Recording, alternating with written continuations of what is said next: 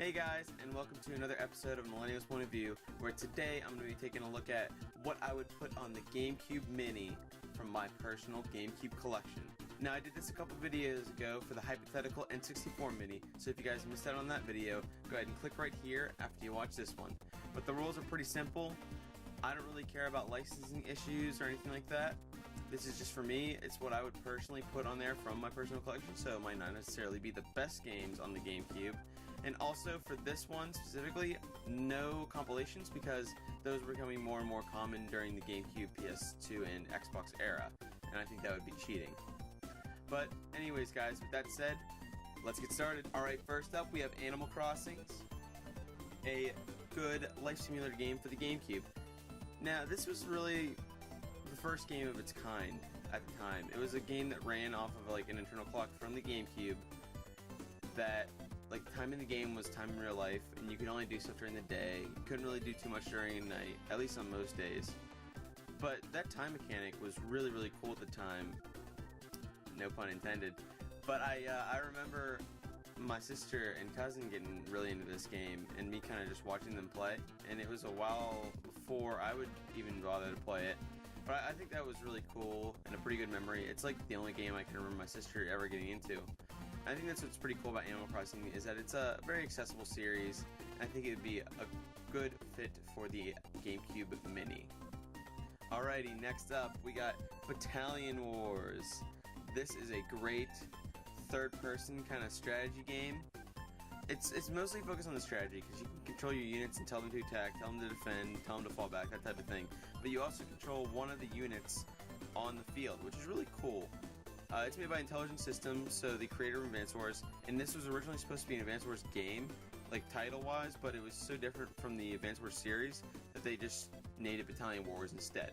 But it does have a decent amount of similarities to Advance Wars in theming, but it is a really fun strategy game with a little bit more emphasis on action, and I love the fact that you can unlock playing as the enemies in this game, kind of like you could in Advance Wars, but this one, the enemy units are different, like function-wise, than your units, like your normal units.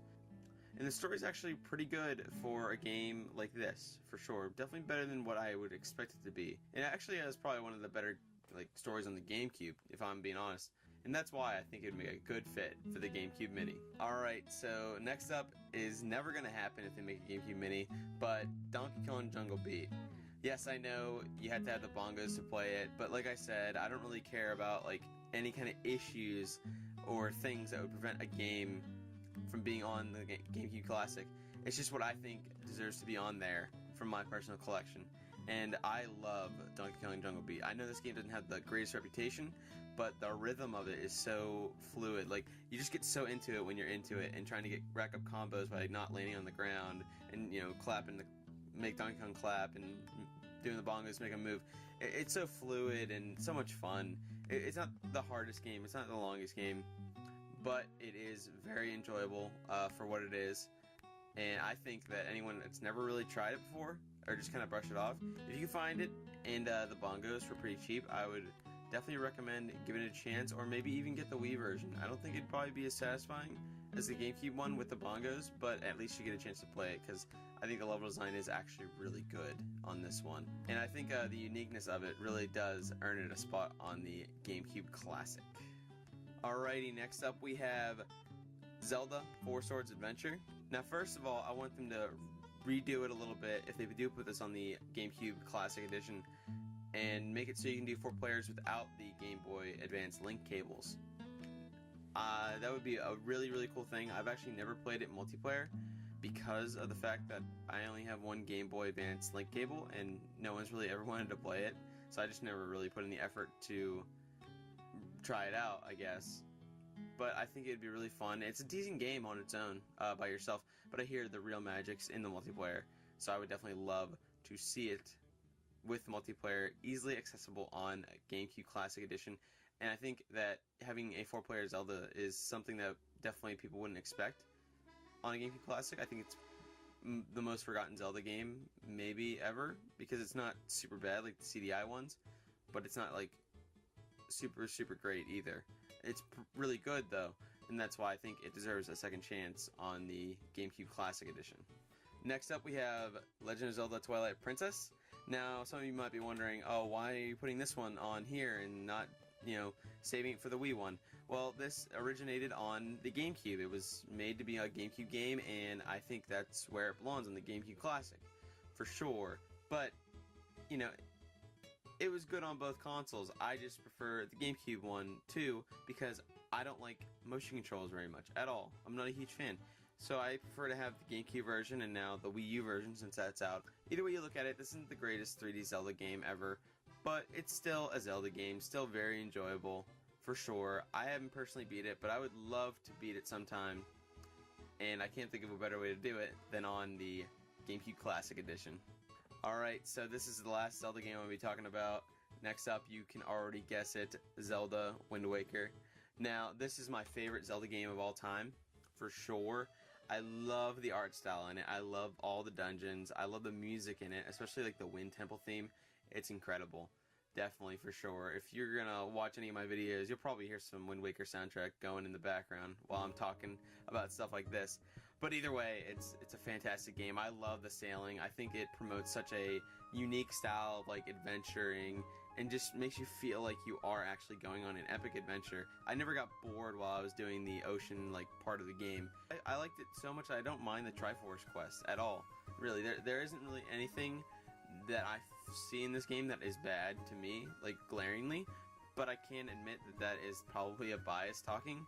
But either way, it's an amazing game, a true classic, and 100% out of any of the Zelda games deserves to be on the GameCube Classic more than any of them, for sure. Alrighty, next up we have Luigi's Mansion. So this is a great game for me personally. I play it on every Halloween because it's pretty short. You can beat it in like an hour, hour and a half at most, and that's not even trying to speedrun or anything like that. That's just going through normally. But it has such a good atmosphere. And it's not like it's a super scary game, but like you kind of feel what Luigi's going through his like humming and him saying Mario and stuff. And it has one song in the game, I know, but you hear it so much and you still get attached to it because it's a short game. It's not like it gets so overplayed that it is annoying, you know what I mean? But either way, and I think this game has a lot of good history behind it, a launch title without Mario on it, and it actually, does pretty well. It's well received, especially nowadays.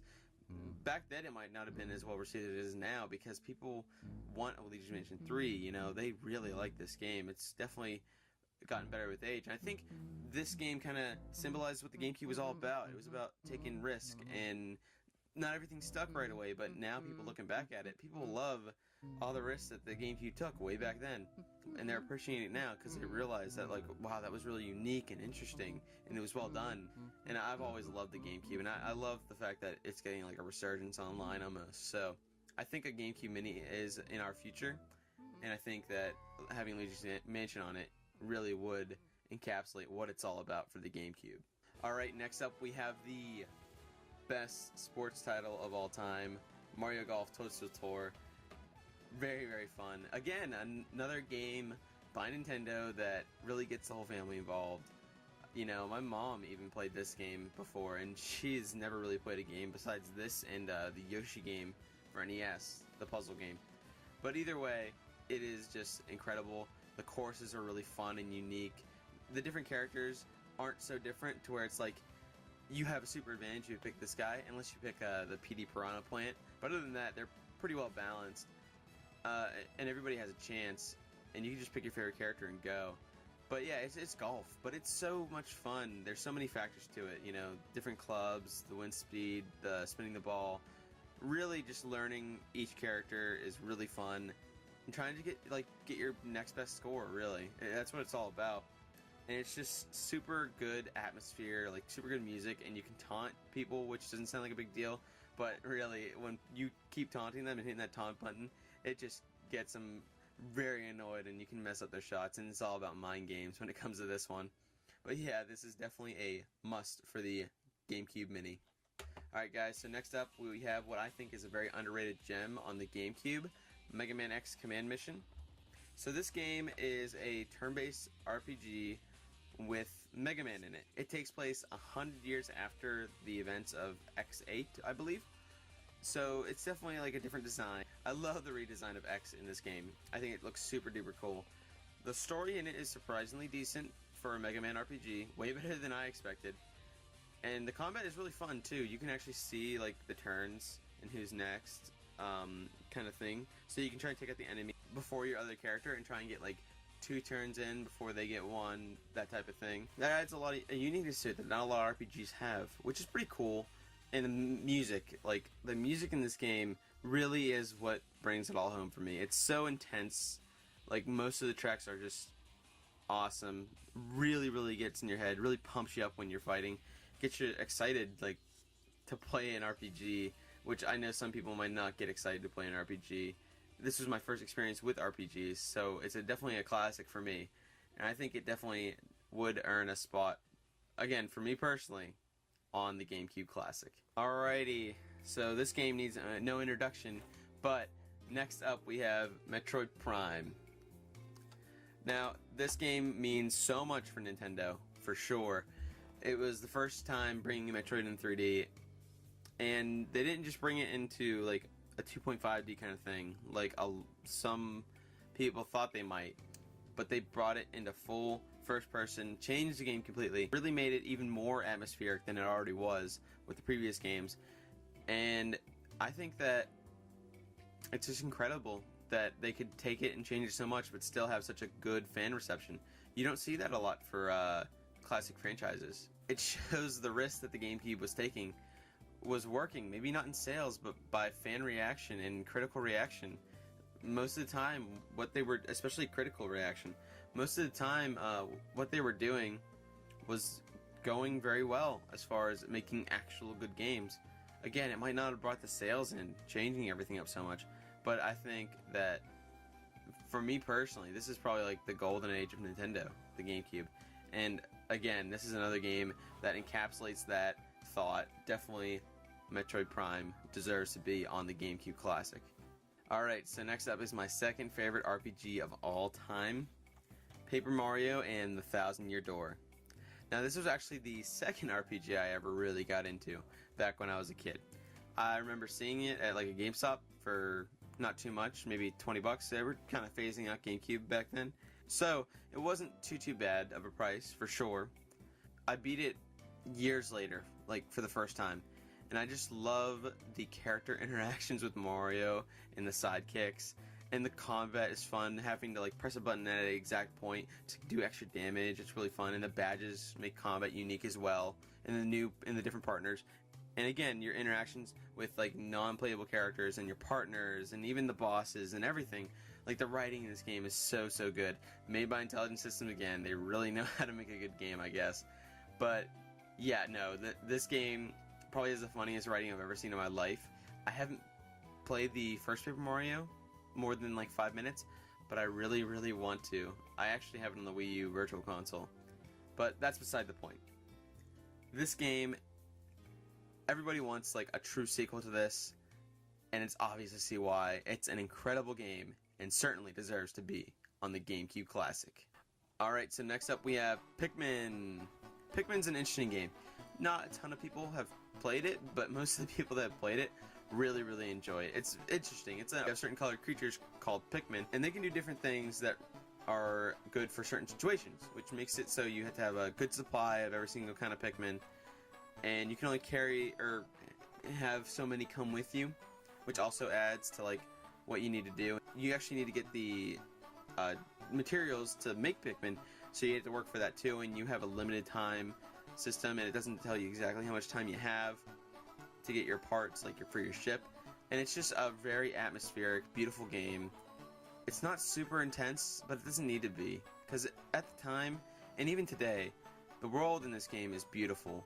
And I haven't played Pikmin 2 or 3 again, but I really want to, because like this game. And again, a very unique title for the GameCube, another staple that really encapsulates what the GameCube was, and definitely deserves to be on the GameCube Classic Edition. Alright, so next up is the best horror/action game of all time, Resident Evil 4. A true classic for the GameCube, and it was supposed to be a GameCube exclusive, but Capcom kind of dropped that deal when they saw the GameCube sales weren't super high up like the PS2s were at the time. no matter what, it is an incredible game. It's really the only Resident Evil game that I really love. I think I missed the boat on the original ones as far as being into them because of the tank controls. I could never really get used to it. But yeah, this changed it up for the series. It added like a behind the shoulder kind of thing, but also still kind of being tanky, but not too much to where it's like kind of an annoyance. And it's just so fun to explore the world in this game, and you never know what's around the next corner. You never know when you're gonna get sliced up by a villager or anything like that. And even though it's not the most like scary horror game, it does keep you on edge a little bit, especially in the dark hours of the night when you're a little bit tired. Maybe you should go to bed, and one of those villagers comes up from behind a wall and it's like slice, and you just kind of freak out a little bit, and you're like, all right, let's save and go to bed. It kind of freaks you out a little bit, and you know, get your heart pumping. And the salesman is just incredible in that game.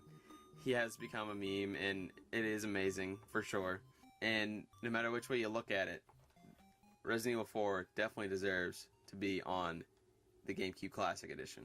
Alrighty, next up we have a game that is a Dreamcast classic, Sonic Adventure DX. Now, I don't own the Dreamcast version, but I did grow up with the GameCube version, and I love this game.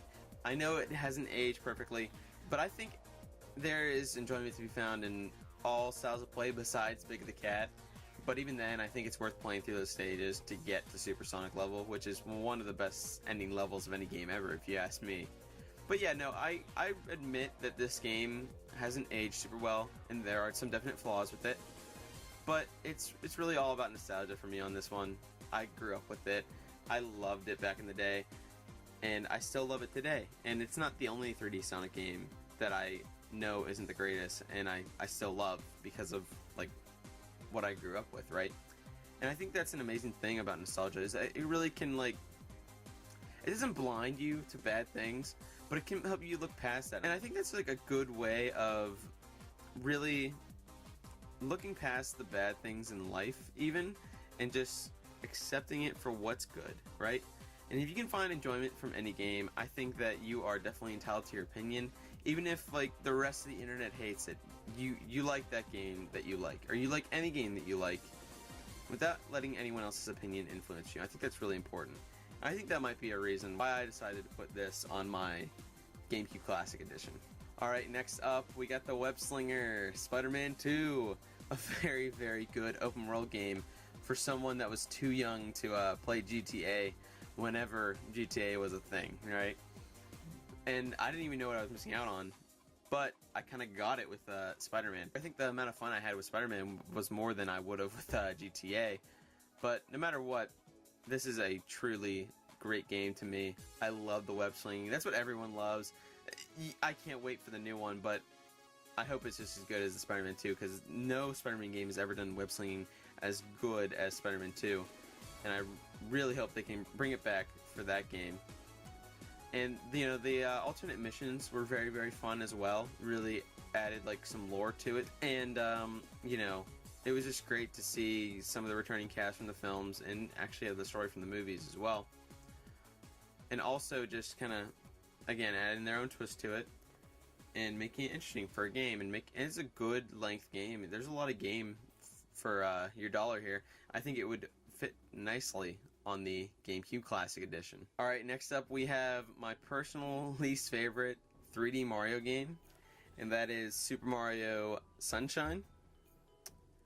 Now, with that being said, I still enjoy Sunshine quite a bit. I've never beaten it because it's kind of hard. In fact, it's really hard to finish, at least in my opinion. I grew up with it, I played it as a kid, and even back then, I still didn't love the game. I really like it, but I didn't love it like I do Mario 64, or Odyssey, or even 3D World, you know?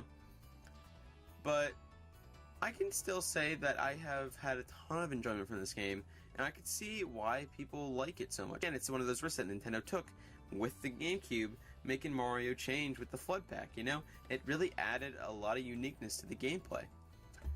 And while I don't think it was perfectly executed, they did do a good job. And, you know, it's just really nice to see them actually taking a risk with it. I'd rather them make, you know, a Sunshine and then, or I'd rather them make Mario 64 and then Sunshine, where I don't like it as much as Mario 64, but it's different, right? It's not Mario 64 2. I don't want that from Mario, especially the 3D, like true 3D platforming Mario games. I don't want that. I want uniqueness. And Mario Sunshine brings that to the table in spades, and I think that's one of the best reasons it deserves to be on the GameCube Classic. Alrighty, so next up we have Super Monkey Ball, a great two-player game for the GameCube. So you're like a monkey in a ball, and you just go on a course and try not to fall off the edge and get to the end kind of thing. But yeah, it's super enjoyable, and it has, you know, a few different mini games too for multiplayer as well, if you're into that kind of thing. But there isn't a ton to say about it. It's just like a course clear game, but it's super fun, and the physics about it are really interesting. And it's actually funny, it has a Dolly Banana sponsorship, and I don't think you ever see any other kind of game with that kind of sponsorship. But yeah, this game definitely deserves to be on the GameCube Classic Edition. Alright, so we have the best fighting game of all time next up, and it is Super Smash Bros. Melee! A very, very amazing game. I have a ton of personal experience with this game. I used to play it locally in tournaments with my brother way back in the day. I wasn't super good, but, you know, I didn't lose every single match. But I still had a great time. I don't know how to wave dash or anything like that. I'm not super competitive with it like some people. I'd like to get more into it, but I feel like it's kind of like that time has passed for new people to get into it. But either way, I've had thousands of hours of fun with this game, most likely. I've made countless friendships because of this game, for sure. And I'd say the Super Smash Bros. Series as a whole is the most impactful game on me personally, in my life. But, you know, Melee was when I really started to get into it. Melee was the first one that I played. But I played this before I played the N64 one. And, you know, I have a hard time choosing between this and Smash 4 for me, because I'm not super competitive like the people that usually prefer Melee. But I could see the amazing things about Melee and why people like it the most still, even to this day. And again, this should be on the GameCube Classic Edition for sure. And while you're on it, Nintendo, why not throw some online on that too, you know? Couldn't hurt. Alright, so next up we have a pretty forgotten shooter series, Time Splitters 2. So Time Splitters 2 is a really good series. I only have the second one for the GameCube though. But either way, it's very fun. It's like a, you know, GoldenEye kind of era shooter, almost. But, you know, you have two sticks, so it's not as awkward to control as GoldenEye is. And the game is just really funny, too. It has really good writing for an FPS. It's very humorous, for sure. And it's fun. It's just, like, kind of Twitch-based, like, really fast-paced. You don't, like, get behind cover or anything. You pick up health, like an old-school first-person shooter. And I really hope Time Splitters 4 happens eventually, but, you know, I'm not holding my breath for that. Either way, I think the series deserves to live on through the GameCube Classic Edition. Alright, last but not least, we have Beautiful Joe. Beautiful Joe is a great 2D beat-em-up game, and you didn't see too many of those during the GameCube era. You know, that genre was pretty much dead at the time. But Capcom made an amazing classic in that genre, and you could speed up and slow down time, and it's just so stylized too. It feels right at home in the GameCube. It came out on the PS2 as well, but it feels much more at home with the GameCube. Again, because it's like one of those games that really takes a risk and really is out there type of thing. And that's what I love about it. The soundtrack's great. It's definitely one of my favorite beat-em-ups of all time, and for sure deserves a spot on the GameCube Classic Edition. Alright guys, thank you so much for watching another episode of Millennials Point of View. Again, I'll put my video right here. If you haven't seen the one on the N64, I did the same thing with the same roles, only games that I have for the Classic Edition. I definitely encourage you guys to go watch that if you like this video. It's very similar. And I also did another video right here about the importance of soundtracks within gaming. So, check that out too if you like this content. If you really like the channel, please consider subscribing. If you have any suggestions for me or anything you want to say, please leave a comment. And I can't wait to see you guys next time.